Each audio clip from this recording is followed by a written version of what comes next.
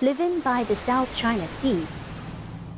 Generations of fishermen have relied on the ocean for their livelihood, faithfully following the traditions passed down by their ancestors. 91年，那时候15岁嘛。I started going out to sea with my father in 1991, when I was just 15. We've always believed the South China Sea is our ancestral sea. Our forefathers have fished here for generations. 那边是水色是全部蓝的。The water in the South China Sea is crystal blue. The coral reefs below are clearly visible. The first time I saw them when I was 15 years old, I was stunned by their beauty. Beneath the waves, coral reefs provide shelter and food for countless marine creatures, turning these waters into some of the richest fishing grounds on Earth. To fishermen here, a successful trip means a full catch. But they also understand the importance of harvesting wisely to protect the ecosystem's future. Still, these waters haven't always remained so peaceful.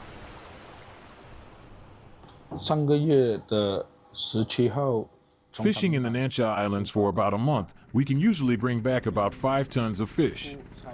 But compared to older generations, our catch has dropped. Coral bleaching is damaging the habitats, and some foreign fishermen using explosives are making it even worse.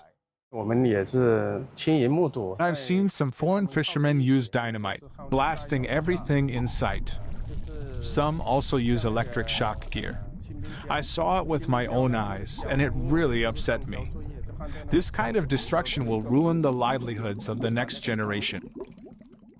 Protecting coral reefs isn't something a single fisherman or one country can do alone. It takes shared commitment from all coastal nations to exchange knowledge, technologies, and solutions.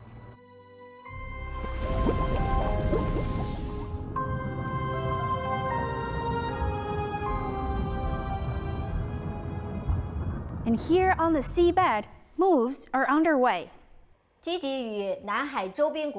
China is actively working with neighboring countries in the South China Sea to combat illegal coral trade and implement fishing moratoriums.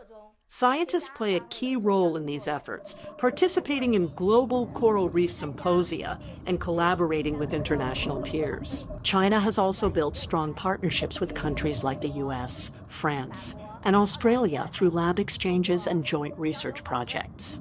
As a signatory to the Paris Agreement, China has launched a series of climate strategies and actions that contribute to coral reef protection. Scientists say they're doing their best to restore the reefs and working on a range of methods to save corals. 在科学研究方面, We've strengthened foundational research on coral reef ecosystems and bleaching mechanisms. We are cultivating heat-resistant coral species and studying how corals co-evolve with symbiotic organisms. In reef restoration, we guide practitioners to use coral nurseries and transplantation techniques. New technologies from underwater sensors to AI are making coral reef monitoring and management more digital, intelligent, and scientific than ever before.